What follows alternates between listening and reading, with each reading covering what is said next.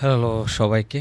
তো আমাদের নেক্সট সেশনে আমরা আজকে দেখব প্রোডাক্ট অ্যাডিংয়ের বিষয় এবং কালেকশন ফিচার কালেকশনের যে বিষয়গুলো সেগুলি।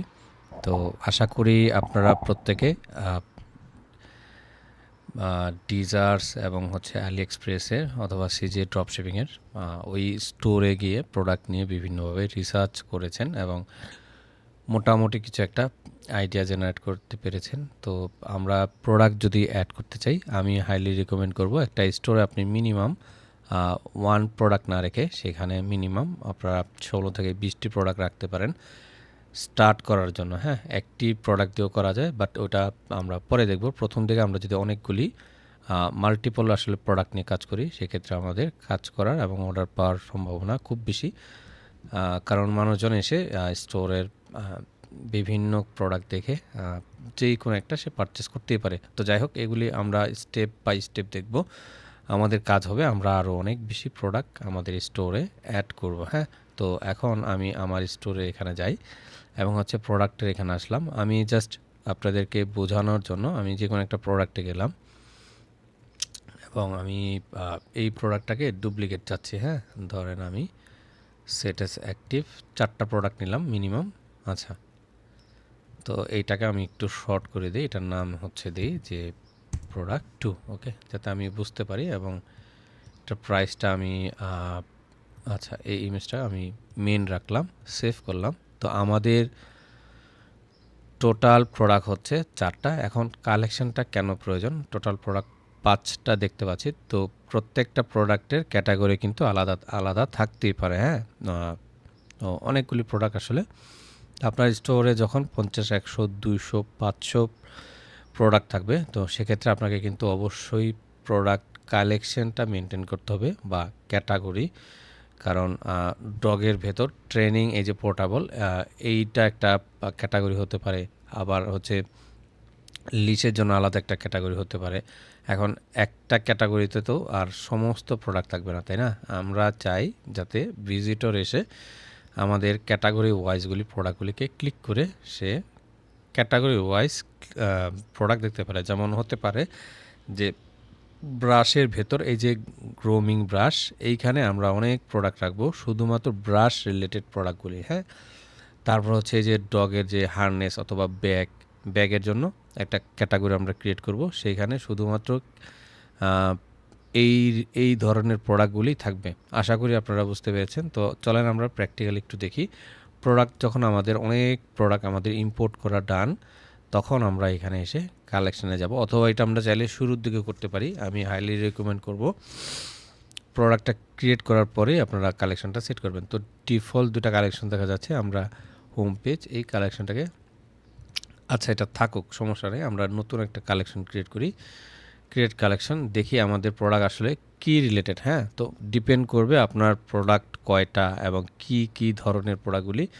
তো সেই জন্য ধরেন আমি এখানে একটা ক্যাট ব্রাশ এরকম একটা নাম দিলাম। আপনি আপনার ক্যাটাগরিগুলো খুঁজে নেবেন এবং এই ক্যাটাগরিগুলো কিন্তু আমরা যখন সিজে ড্রপশিপিং দেখেছি, মেন ক্যাটাগরির আন্ডারে সাব ক্যাটাগরিগুলো কিন্তু দেখা যায় যে কোনটা আসলে কোন ক্যাটাগরি। চাইলে আপনি সেখান থেকেও নাম নিতে পারেন, অথবা আপনি আপনার মতো করে একটা নাম দিতেই পারেন।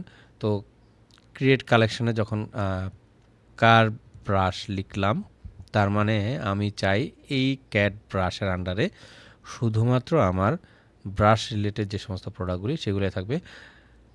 তারপর হচ্ছে আপনি চাইলে একটা ইমেজ সেট করতে পারেন এই কালেকশনের জন্য। আমরা স্টেপ বাই স্টেপ দেখব এবং এটাকে কালেকশন টাইপ ম্যানুয়ালি স্মার্ট ওয়েতে আমরা করতে পারি। তো প্রথম কালেকশনটা আমরা ম্যানুয়াল দেখি, পরেরটা আমরা স্মার্ট দেখব। ম্যানুয়াল মানে হচ্ছে এইখান থেকে আমাকে একটা একটা করে সিলেক্ট করতে হবে। যেমন এই ক্যাট ব্রাশ এর ভেতর আমি কোন কোন প্রোডাক্টগুলি চাচ্ছি। আমি সিম্পলি এখানে যদি ব্রাউজে ক্লিক করি, আমার স্টোরে যত প্রোডাক্ট থাকবে সমস্ত প্রোডাক্ট চলে আসবে। যদি অনেক বেশি প্রোডাক্ট হয়, সেক্ষেত্রে আমরা জাস্ট প্রোডাক্টের এইরকম টাইটেলের এখানে কিছু একটা দেখব। যেমন এখানে লেখা আছে শেডিং টুল। হ্যাঁ, তো যদি সিম্পলি এইভাবে লিখতাম যে শেডিং টুল নামে ও প্রোডাক্ট আমাদেরকে সাজেস্ট করতো। হ্যাঁ, তো এইভাবে আপনারা সার্চ করতে পারেন, অথবা চাইলে সরাসরি প্রোডাক্টের টাইটেলটা এনে এখানে পেস্ট করতে পারেন। তা আমি সাপোজ এখানে 2টা রাখলাম আপনারা চাইলে এভাবে মাল্টিপল অনেকগুলি সিলেক্ট করে অ্যাডের এখানে ক্লিক করলে প্রোডাক্টের কালেকশনটা ডান। তো এটাকে আমরা সেভ করি এবং দেখেন এখানে সার্চের জন্য কেমন দেখা যাচ্ছে। এই হচ্ছে ক্যাট ব্রাশ, এই যে যেটা টাইটেল দেখা যাচ্ছে, চাইলে একটা মেটা ডেসক্রিপশন অ্যাড করতে পারি এবং এই ডেসক্রিপশনটা চাইলে এখানে দিতে পারি। এই ডেসক্রিপশনটাই হচ্ছে এখানে শো করবে। তো আশা করি ডেসক্রিপশন কীভাবে লিখতে হয় প্রিভিয়াস ভিডিওটা আপনারা দেখেছেন, আমার আর এগুলি আপনাদেরকে দেখানোর প্রয়োজন নাই। সেভ করলাম। তো একটা কালেকশন আমাদের ক্রিয়েট করা ডান। আমরা এখন কালেকশন এখানে আবার ক্লিক করব। দেখেন ক্যাট ব্রাশ নামে আমাদের একটা কালেকশন সেট হলো এবং হচ্ছে আমি আরেকটা কালেকশন ক্রিয়েট করব। আমি এখানে ধরেন লিখলাম যে এটার নাম হচ্ছে পেট টুল, ওকে, এইরকম একটা নাম দিলাম, বা আপনি শুধুমাত্র পেটও রাখতে পারেন, ওকে, আপনার ইচ্ছা আসলে ডিপেন্ড করে আপনি কেমন চান। তো পেট টুলের আমরা চলেন একটা ডেসক্রিপশন সেট করি। এআই দিয়ে দেখি এখানে আছে কি না, নাই। আচ্ছা, আপনারা চ্যাট জিপিটি থেকে এটা একটা কালেকশন দিবেন, এটা প্রয়োজন নেই আসলে দেওয়ার।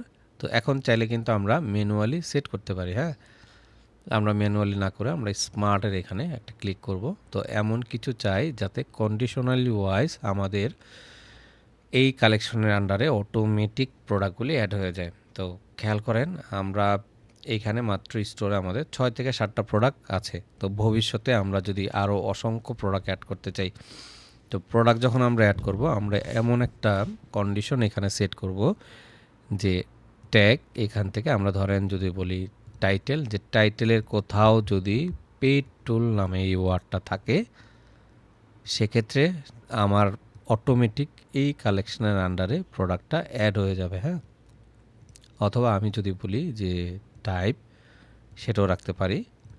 অথবা আমি যদি বলি ক্যাটাগরি, ভেন্ডর, ট্যাগ, প্রাইস, যেমন অনেক প্রোডাক্ট হতে পারে, প্রাইস দিলাম যে ইজ গ্রেটার দেন, আমরা যদি বলি যে আচ্ছা যদি বলি যে is equal to less than, ধরেন বলতেছি যে $2 নিচে যদি কোনো প্রোডাক্ট থাকে, প্রাইস ইজ লেস দেন, তার মানে $2 নিচে যদি কোনো প্রোডাক্ট থাকে, বা আমরা যদি নতুন করে কোনো প্রোডাক্ট অ্যাড করি, সেটা প্রাইস যদি $2 হয়, অটোমেটিক এই কালেকশনের আন্ডারে চলে যাবে। তো অনেক কমপ্লেক্স না করে আমরা সিম্পলি ট্যাগটা ব্যবহার করব এবং ট্যাগের এখানে জাস্ট আমি এইটা বলে দিলাম যে পেড টুল, হ্যাঁ, এই নামটা দিলাম এবং এইটার মধ্যে যদি কোনো প্রোডাক্ট থাকে অটোমেটিক চলে আসবে। আমরা এখানে একটা সেভ দিই, দেখেন সেভ করলাম। এখন যদি আসি, কোনো প্রোডাক্ট শো করতেছে না। তো চলেন আমরা প্রোডাক্টসের এখানে যাই, যে কোনো একটা প্রোডাক্ট, সাপোজ আমি এই প্রোডাক্টটা নতুন অ্যাড করেছি আমার স্টোরে, আমি জাস্ট প্রোডাক্টের এখানে গেলাম। প্রোডাক্টটা আপনারা যখন ইম্পোর্ট করবেন খেয়াল করবেন এইগুলো কিন্তু আসলে প্রয়োজন। তো এই যে ট্যাগ দেখতে পাচ্ছেন এখানে, জাস্ট আমরা যদি প্যাড টুলটা এখন সেট করে দিই, সেভ করলাম। এখন যদি আবার কালেকশানে আসি, আপনারা দেখবেন যে এখানে এই প্রোডাক্টটা চলে আসবে। এটা চলে আসার কথা, ট্যাগটা একটু হয়তো সময় নেবে। আচ্ছা, আসলো না ট্যাগ পেড টুল, হ্যাঁ, ইজ ইকুয়াল টু, আচ্ছা এনি কন্ডিশন দিয়ে দিই, সেভ করলাম, তারপর আসলো না। হ্যাঁ, এই যে এখন কিন্তু চলে আসছে। হ্যাঁ, পেড টুল যদি ক্লিক করি, তো এটার ভেতর এই একটা প্রোডাক্ট চলে আসলো। তো আপনি এইভাবে প্রোডাক্টে একটা একটা করে গিয়ে সেট করতে পারেন, বা আমি হাইলি রিকমেন্ড করব আমরা আরেকটা কালেকশন ক্রিয়েট করি, ক্রিয়েট কালেকশন। ধরেন এটার নাম দিলাম হচ্ছে পেট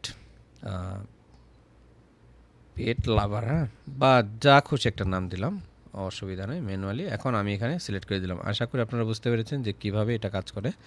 তো এখানে অনেকগুলি প্রোডাক্ট আমরা সেট করে দিলাম, ওকে, সেভ করলাম, ডান। তো আমরা যদি আমাদের স্টোর এখন ভিজিট করি, ক্যাটালগে যাই,